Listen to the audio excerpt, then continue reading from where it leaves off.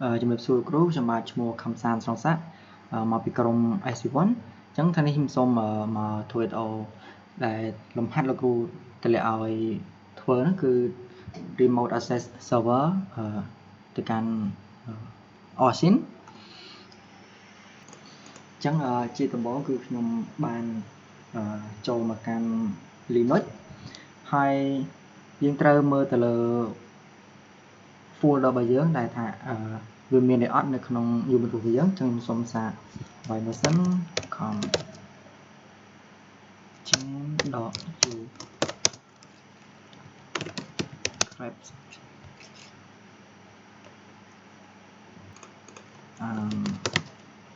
server អញ្ចឹងនៅក្នុង Ubuntu របស់ខ្ញុំគឺអត់ទាន់មានទៅលើ file អីដែលពាក់ព័ន្ធជាមួយនឹងបច្ចេកដែលខ្ញុំត្រូវធ្វើឥឡូវហ្នឹងទេអញ្ចឹងខ្ញុំនឹងធ្វើការបង្កើតទៅលើ folder ដែលមានចំនួន4ផ្សេងគ្នាដែល server ទី1គឺសម្រាប់ store ទៅលើ data ហើយនឹងមាន server ទី1 server ទី2និង server ទី3អញ្ចឹងខ្ញុំធ្វើការវាយ comment ដើម្បីបង្កើត user របស់ខ្ញុំអញ្ចឹងsudo add user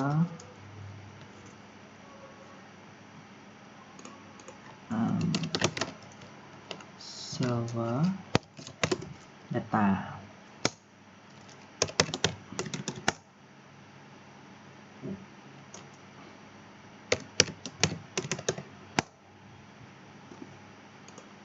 ពីតើហើយ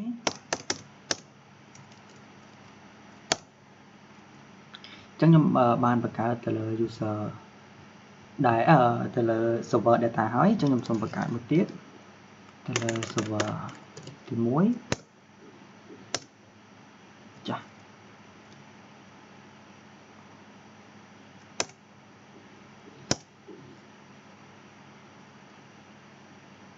new password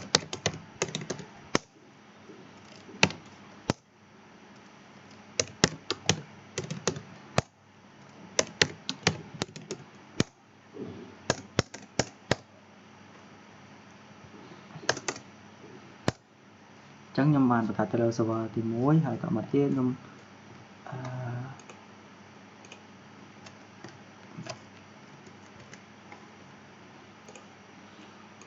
server ទី1បានបង្កើតរួចហើយអញ្ចឹងខ្ញុំបង្កើតទៅលើ server ទី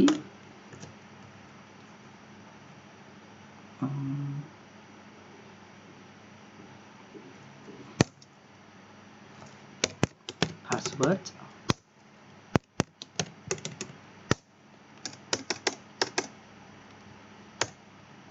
តមកចុងក្រោយគឺទៅលើ server ទី3 password អូខេអញ្ចឹងខ្ញុំបានបង្កើតទៅលើ4 folder នោះរួចហើយអញ្ចឹងខ្ញុំសូមសារមើលទៅលើ folder ខ្ញុំបានបង្កើតមិញអញ្ចឹងនៅក្នុងហ្នឹងគឺមានដូចជា server data server ទី1 server ទី2និង server ទី3ដែលវានៅក្នុងUbuntu របស់ខ្ញុំតមកទៀតខ្ញុំធ្វើការ remote ចូលទៅកាន់ Ubuntu ម្នាក់មួយគឺទាំង4ហ្នឹងគឺមានដូចជា server data server ទី1 server ទី2 server ទី3អញ្ចឹង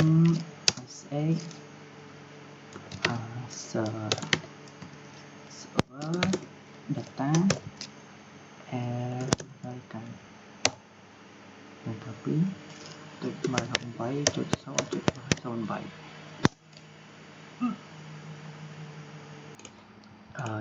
មើលសារខ្ញុំវាយ command call និង SSA server data add ហើយ IP ទៅមក password អញ្ចឹងវាចូលមកកាន់ server ទី1របស់ខ្ញុំហើយអញ្ចឹងខ្ញុំសូមបង្កើតទៅលើ folder មួយដែរ kdir server data server data ចឹងនៅក្នុងគឺវាមានទៅលើ folder មួយដែលមានឈ្មោះថា server data ចឹងខ្ញុំសូម remote មួយទៀត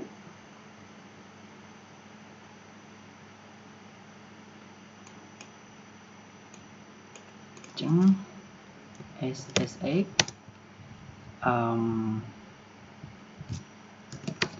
server 1 192.168.1.0.108 password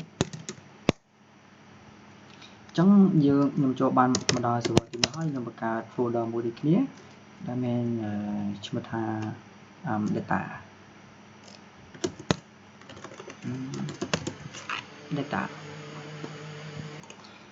ចឹងខ្ញុំ enter តោះខ្ញុំ ls វាមើលចឹងនៅក្នុង server ទី1ខ្ញុំក៏មាន folder មួយដែលមានឈ្មោះថា data ដូចគ្នាមកខ្ញុំ invest មួយទៀតហើយremote ទៅ SSH server SSH server 2 add 100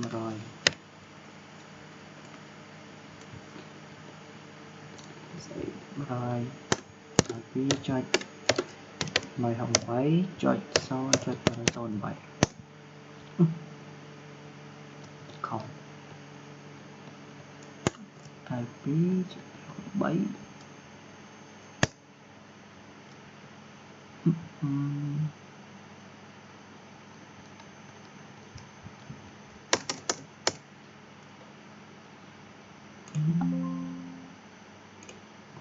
សម័យ keep best SSH server 2 add 192.168.0.108 password ចឹងខ្ញុំបានចូលមកដល់ server ទី2ហើយខ្ញុំបង្កើត folder មួយដូចជាតែឈ្មោះថា data អូខេ ls ចឹងវាមានហើយហើយនឹងមួយទៀតទៅលើ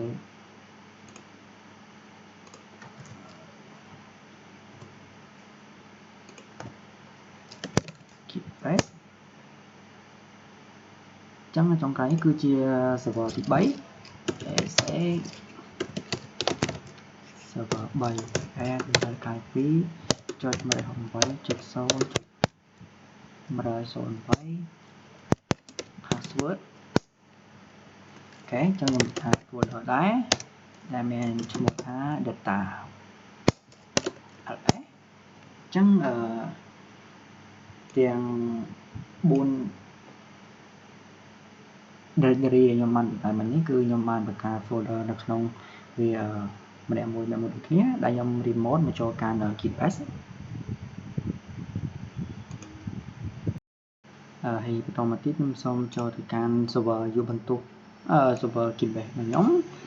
ដែលនៅក្នុងនៅក្នុង server data ហើយខ្ញុំឆែកទៅលើ SSH របស់វា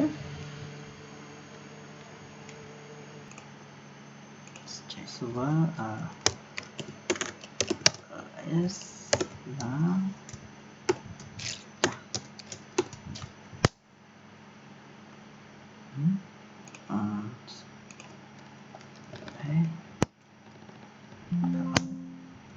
ចឹងនៅក្នុង server របស់ខ្ញុំគឺវាអត់ទាន់ស្គាល់គ្នាជាមួយនឹង SSH ទេចឹងយើងធ្វើការបង្កើតលើ SSH មួយចឹងដំបូងសូមវាយ command kdir ចាស់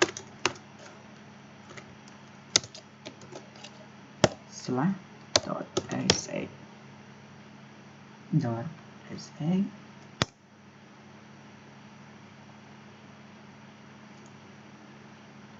ហើយខ្ញុំដាក់ permission ឲ្យវា sh mode 800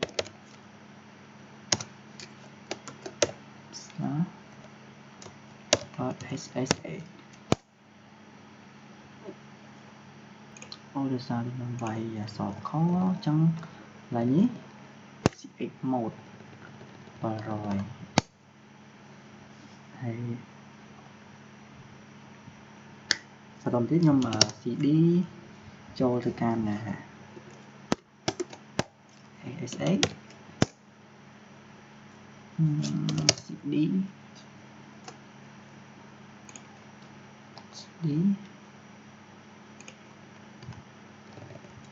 ចឹងអូខេចឹងខ្ញុំបានចូលមកក្នុង ASX ហើយតមកទៀតខ្ញុំធ្វើការ generate keygen វាដល់ SSA ដល់ keygen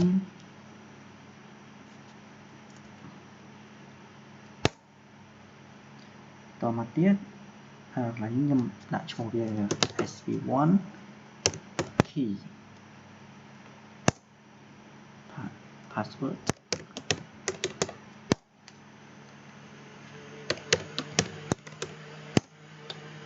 អូខេអញ្ចឹងខ្ញុំធ្វើការបង្កើតទៅលើ ASX វាទទួលបានជោគជ័យហើយអញ្ចឹងបន្ទាប់ពីខ្ញុំបានធ្វើវារួចហើយខ្ញុំសូម LS ទៅមើល LS ដល់ L អញ្ចឹងខ្ញុំបានបង្កើតវារួចហើយវាមានទាំង public key ហើយនិង private key វាជា private របស់ខ្ញុំនេះគឺជាប្រភេទ public key អញ្ចឹងបន្តមកទៀតខ្ញុំនឹងធ្វើការ copy ទៅលើ public key របស់ខ្ញុំដែលមានឈ្មោះថា sv1 key ហ្នឹងទៅដាក់ចូលទៅគ្រប់server ទាំងអស់គឺមានតែពី server ទី1 server ទី2និង server ទី3អញ្ចឹងខ្ញុំសូមវាយ command copy sa ដល់ copy ដល់ id ដល់ ice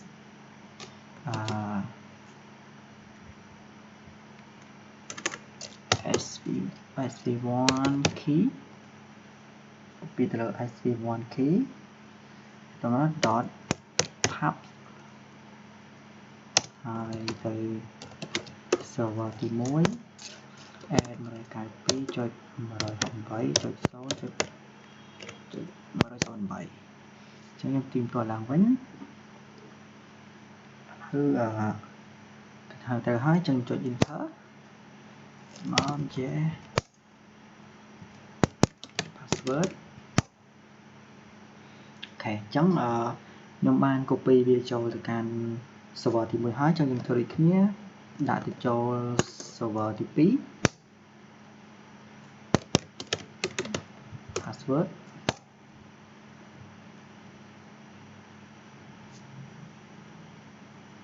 អូខេហើយតមកទៀតទៅលើ server ទី3 password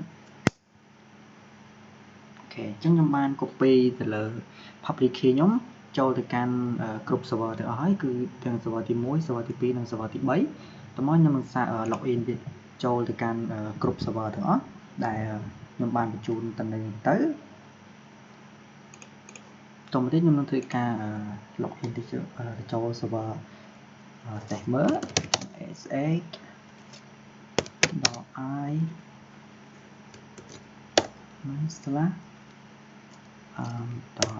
.ssh/sv1.key នេះអត់ sv1 key server 1 add 192.168.0.108 ហើយទៅលើ password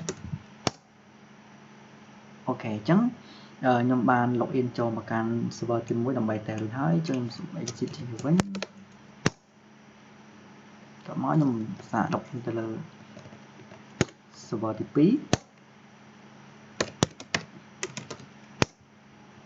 ឥឡូវវាចូលមក server ទី2នេះជា server ទី2របស់ខ្ញុំអញ្ចឹងខ្ញុំ exit ទៅវិញហើយខ្ញុំតេស្តទៅលើ server ទី3ម្ដង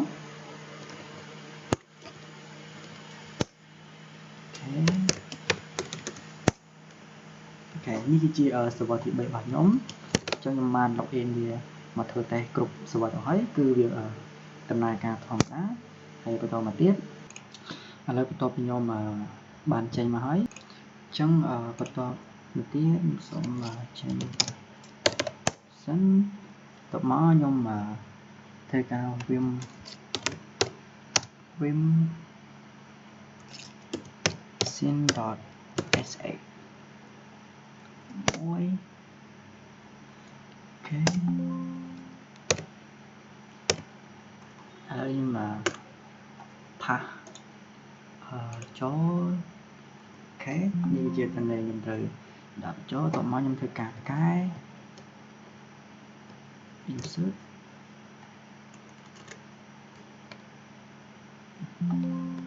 chẳng từ copy ý là như môi mà chắc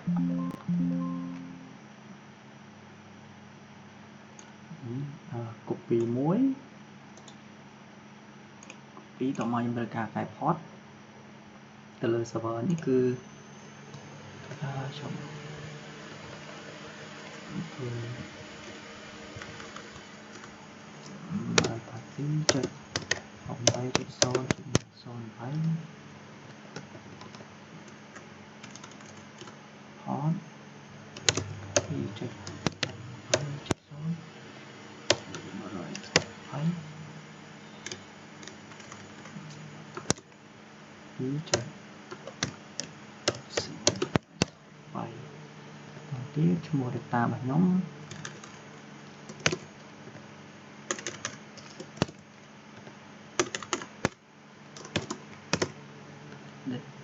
ต่อมาชั่วโมง server ตระก็ให้ตรงนี้คือเมาឆ្នាំខែថ្ងៃម៉ោងមាននាទីទៀត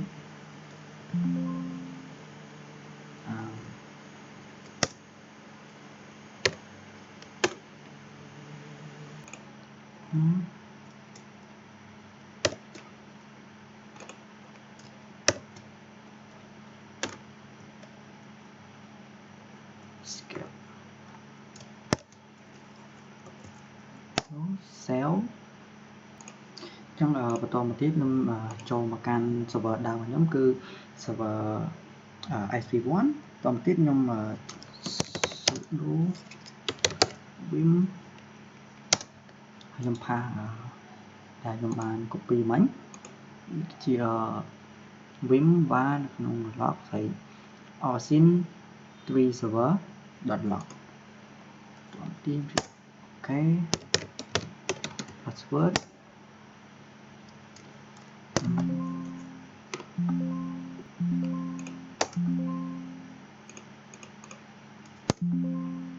trong tôi bây giờ bạn vài comment hay nhưng mà bạn sale ấy đây nhưng mà thưa mình hỏi trong mà ở đây mới ở đây đó ấn slot và slot lọc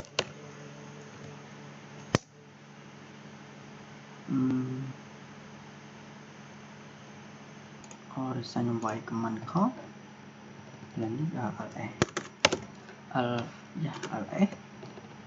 đọc ở và thật lọc cái trong nhóm mà ở xin nhóm bạn phải cài mấy chân này như cái chi ở sin hay giờประกาศมานั่นคือវាមានពេលវេលាវាមានម៉ោងដែលបញ្ជាក់ត្រឹមត្រូវគឺនៅថ្ងៃទី3 ខែអុកុសហើយនឹងមានម៉ោងអញ្ចឹងទៅហើយបន្តមកទៀតយើងធ្វើការដាក់ permission នៃវាសំបីsudo cp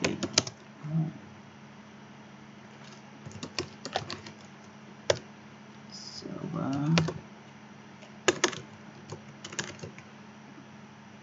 data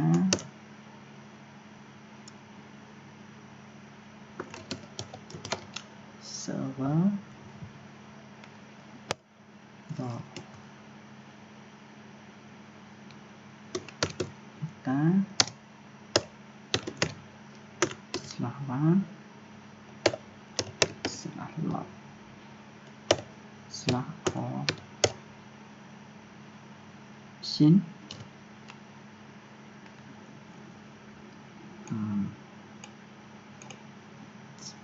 all sin dot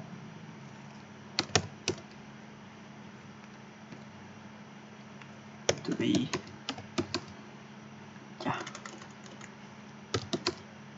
server dot log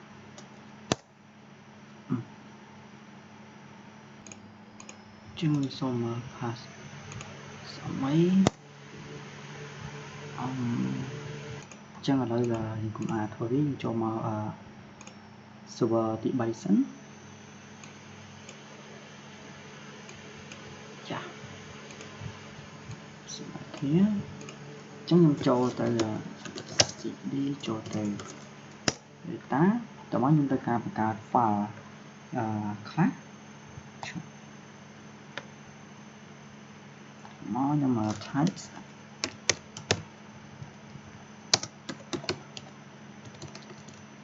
server 3 dot clear s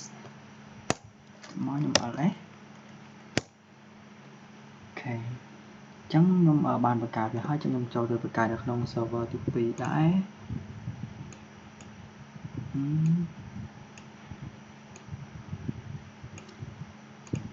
មកខ្ញុំ cd ចូល data ហើយខ្ញុំ mk here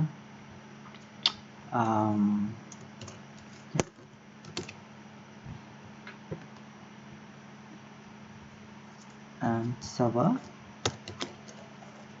2 dot a s អត់អីអូខេអញ្ចឹងខ្ញុំបានបង្កើតរួចហើយខ្ញុំចូលទៅ server ខ្ញុំវិញខ្ញុំធ្វើការ clear វាចោលមួយសិននៅក្នុង server data ហ្នឹងខ្ញុំសូមអត់អីមួយសិនអញ្ចឹងនៅក្នុង server data របស់ខ្ញុំហ្នឹងវាមាន directory 2មានជា server data ហើយខ្ញុំសូម cd ចូលសិនcd ចូល server data ហើយតោះខ្ញុំបង្កើត file ចំនួន3ដែរ folder គឺ server 1 3មក ok ទេ server ជាខ្ញុំអត់ទេមាន3តមកទៀតខ្ញុំសិនចាស់cd ចុចខ្ញុំមកដល់ខាងក្រៅវិញមកខ្ញុំ ls l ចឹងនៅខាងនេះវាមានជា sim.sa ខាងនឹង server data របស់ហ្នឹងគឺនេះជា permission របស់វាចឹងខ្ញុំសូមដាក់ permission ទៅលើ sim.sa ដាក់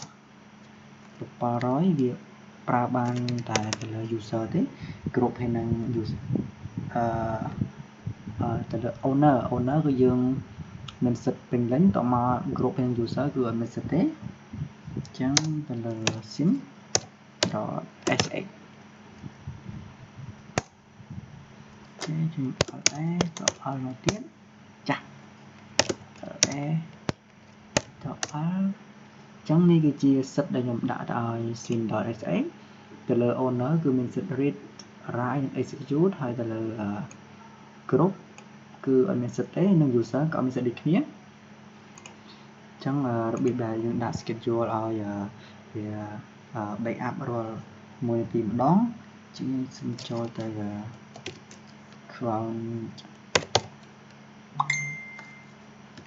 cron tab .e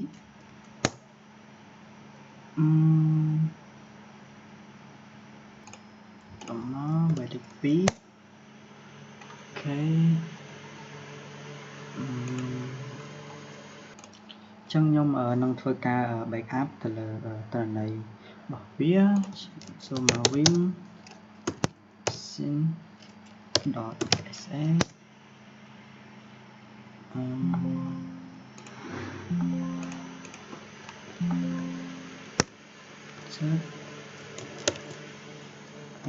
review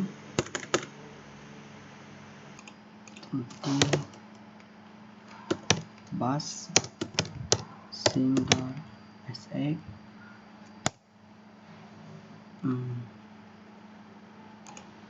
chúng mình xa ở bài scene.sx là mấy ok chẳng từ lời ca backup từ lời tên này bằng nhóm cứ vì tụi bạn chủ chế từ lời series server backup complete từ lời successfully hay như cái chia màu về vật liệu đại đồng bằng backup bây giờ mình cho tới server data pairing đây tổng chia xong rồi đấy chà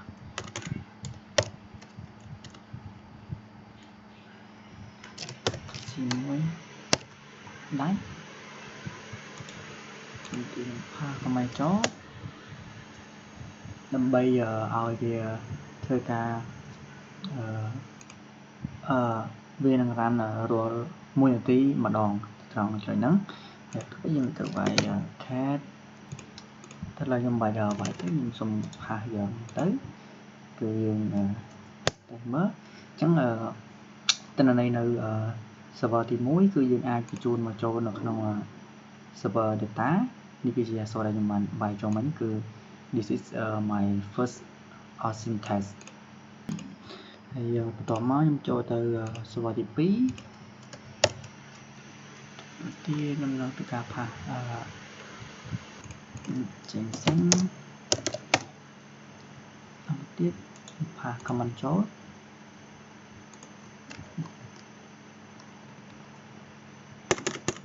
data data đầu tiên giờ mình phá command đó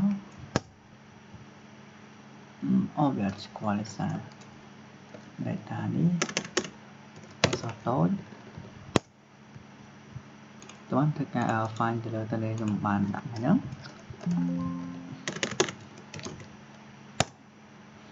lý chi file đang dùng bàn cả mình nhớ mà tí cho mà server database server data bạn nhóm hay và toàn một tiết tất cả vậy mình là mình nhớ cứ paste để toàn một tiết mình tất cả file trả lời tầm đây đây cho mình làm mình nhớ cứ file là home là server data